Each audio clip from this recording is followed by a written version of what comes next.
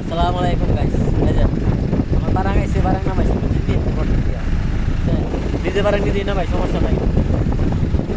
এই যে আমার বাপন আইছে, বাপন এই যে বাপন। এই যে লরি এই গাড়ি দিয়ে আইছে, ঠিক আছে। আমি নামাইছি ইয়া দিয়া। নিজে চলাই তারি, সমস্যা কি আর আত্মবদল লাগবো না তো, সব নিজেই পারি বুঝলেন না।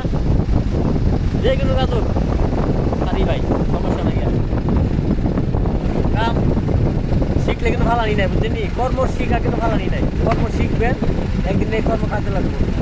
আমি কর্ম শিক্ষা লাগছি ড্রাইভারি, এই কিন্তু আমার বারাং আছে, আমি নিজে নামে নাই, দেরি লাগে না।